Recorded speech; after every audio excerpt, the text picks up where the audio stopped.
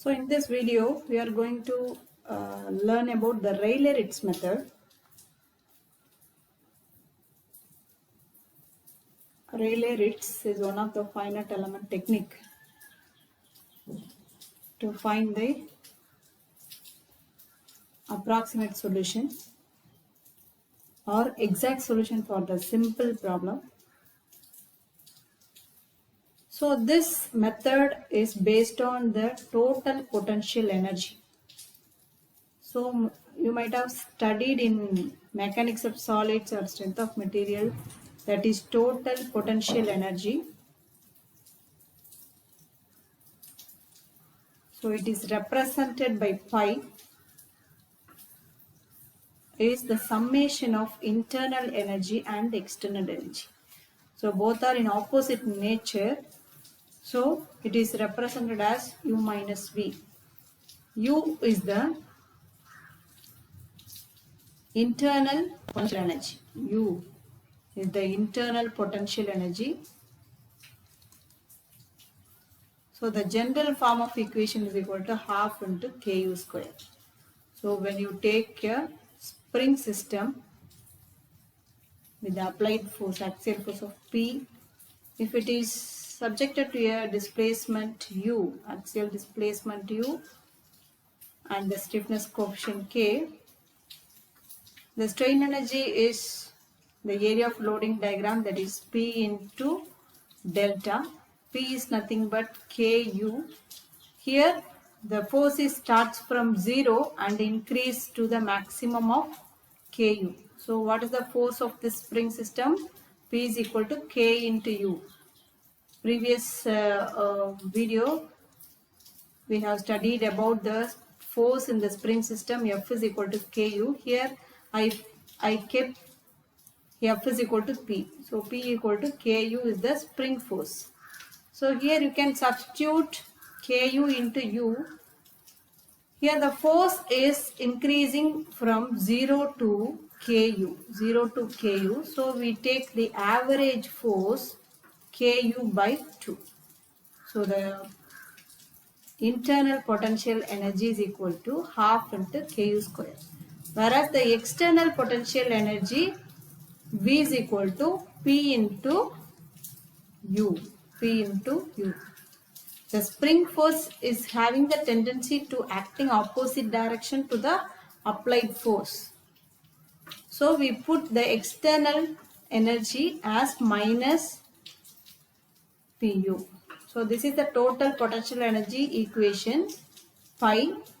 This total potential energy equation is some function of the constant as A1, A2 to Am, as we have seen in the residual function, that is assumed displacement function. It is pi of A1, A2 into up to Am. So for example, we can take the axially loaded bar element, axially loaded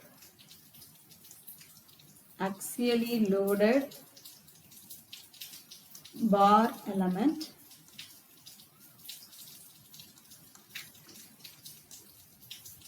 So this example is already solved by using the residual methods. The load is Q0. Here the displacement is 0. Here the slope is 0 due to the axial force. So the strain energy equation in terms of displacement, the strain energy can be expressed in terms of load, in terms of stress, in terms of displacement. So the strain energy in terms of stress and strain is sigma EA into dx. Similarly, the strain energy in terms of displacement is half into EA into du by dx the whole square dx. This is one form of the strain energy equation. This is another form of the strain energy equation in terms of stress and strain.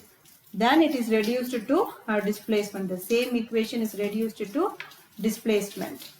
So now we have to take one example, that is bar element which is subjected to the uniformly axially loaded of Q naught. For this, the internal strain energy equation is equal to half into AE into du by dx the whole square. The external strain energy is equal to Q naught into U. Q naught into U. From the loading condition, we can arrive Q naught into U. That is load into displacement. For that, we have to assume the displacement function U of x is equal to C1x plus C2x square. Then you differentiate U with respect to x. C1 plus 2 C2x. This is the equation for du by dx. So the concept is to substitute the du by dx in this internal strain energy and to substitute the U of x in the external strain energy. Then we are going to integrate this equation to find the value of the constant. So the next step, the integration of the internal strain energy minus the external strain energy.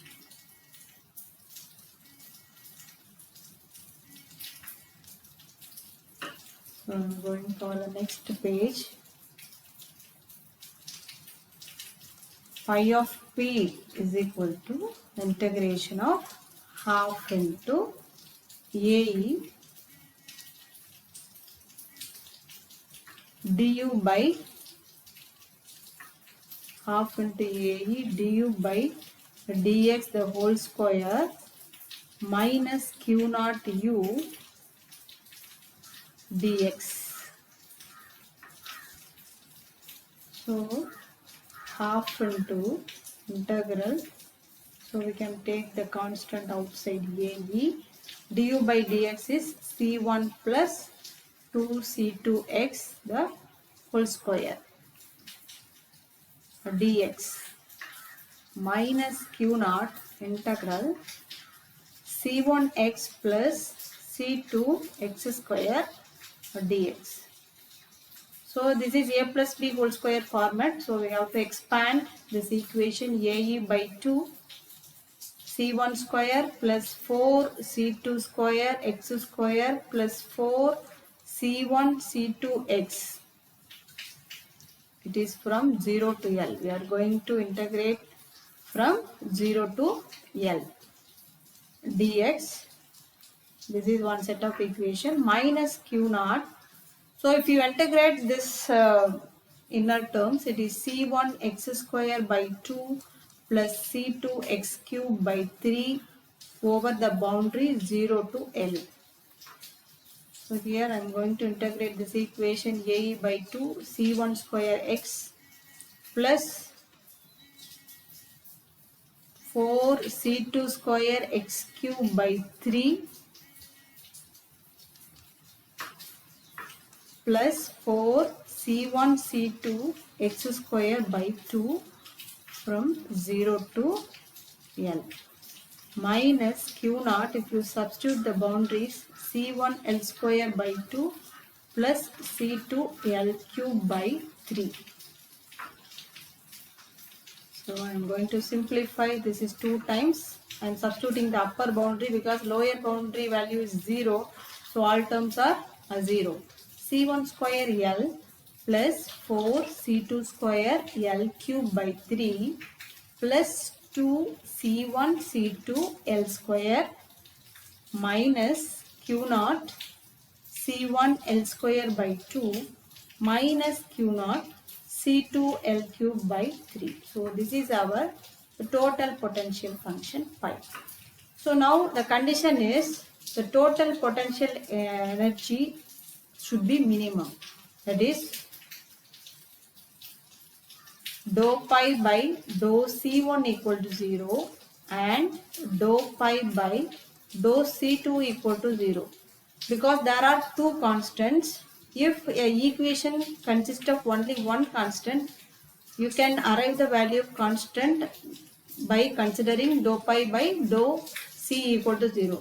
There are two constants, so you need two equations to find the value of two constants. So we consider dou pi by dou C1 equal to 0, dou pi by dou C2 equal to 0. So first I am going to differentiate this above potential function with respect to C1. So first one, dou pi by dou C1, which is equal to AE by 2 C1. C square 1 is C1 square is there. So if you differentiate with respect to C1, it is 2C1L plus 0 plus 2C2L square, because C1 is 1. If you differentiate the constant, it is 1. So 2C2L square minus Q0. If you differentiate the value of C1, it is 1. L square by 2. Then next term is 0.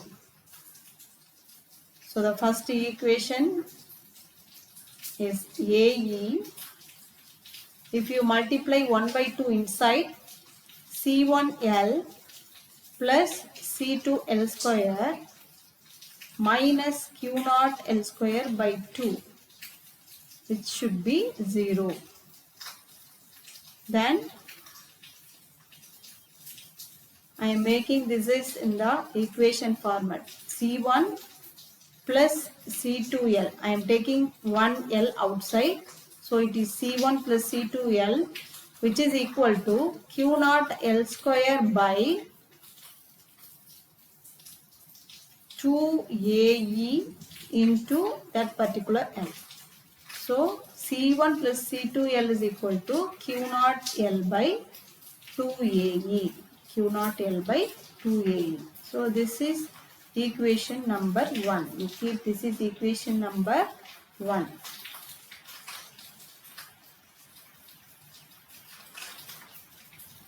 If you differentiate the same equation with respect to C2,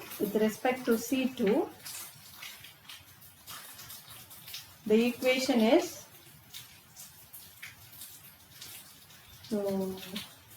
AE by 2, 8 C2L cube by 3, AE by 2, 8 C2L cube by 3, because the first term is 0, plus 2 C1L square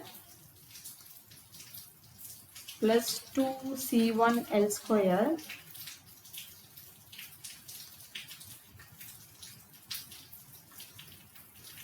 minus Q0 L cube by 3, minus Q0 L cube by 3, minus Q0 L cube by 3. Correct. Minus Q0 L cube by 3 is equal to 0. So here I am going to simplify. I am going to 2 L square outside. So it is 4 C2 L plus C1 by 3, which is equal to Q0 L cube by 3.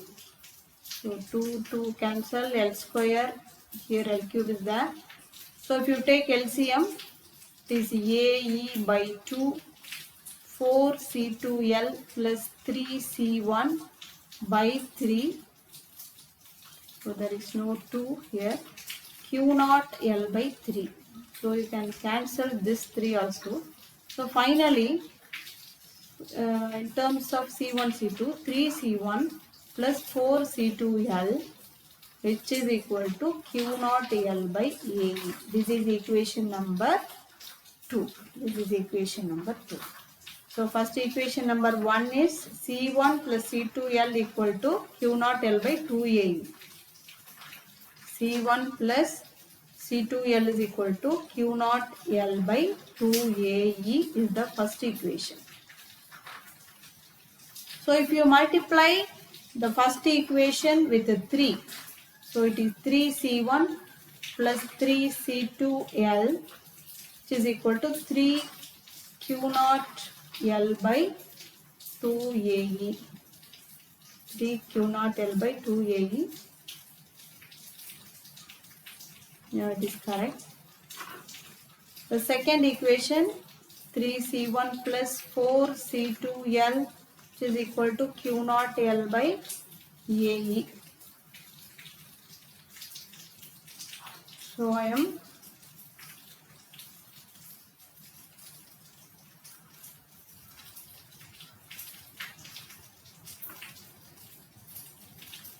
putting minus sign. So it is C2L is equal to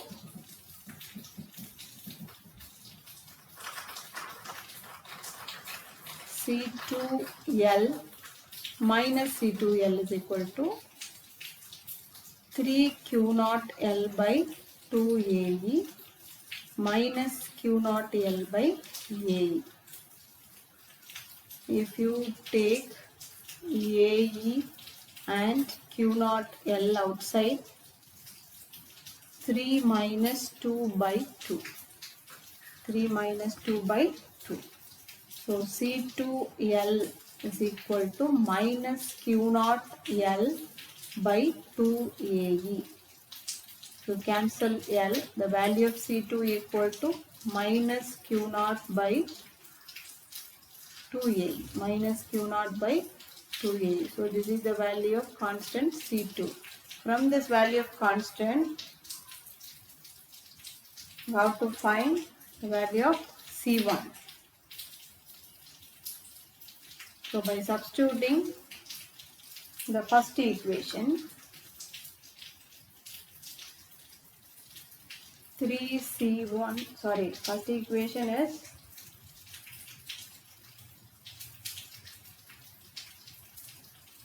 C1 plus C2L is equal to Q naught L. I am going to verify Q naught L by 2AE. The first equation is Q naught L by 2AE. From this I am going to substitute the value of C2 minus Q naught by 2AE. C1 is equal to minus Q naught by 2AE L. So if you take this equation to the other side, it is plus Q naught L by 2AE and plus Q naught L by 2AE. So if you add, it is 2 Q naught L by 2AE. So you can cancel this term. So C1 is equal to Q naught L by AE, where C2 is equal to Q naught L by 2AE. So it is minus. So you can finalize the displacement equation. U of x is equal to C1x plus C2x square. C1 is Q naught L by AE x plus minus Q naught L by 2AE x square. So this is the displacement function for this axially loaded bar. You can substitute any value of x to get the displacement. So in next problem we are going to solve the simply supported beam with UDL. So we can check the value with other residual methods. So kindly check this value with the weighted residual method. If you substitute any value of x, you can get more or less similar to the same value in weighted residual method. It may not be equal because each and every method has its own approximation. So you can check the value with the other methods.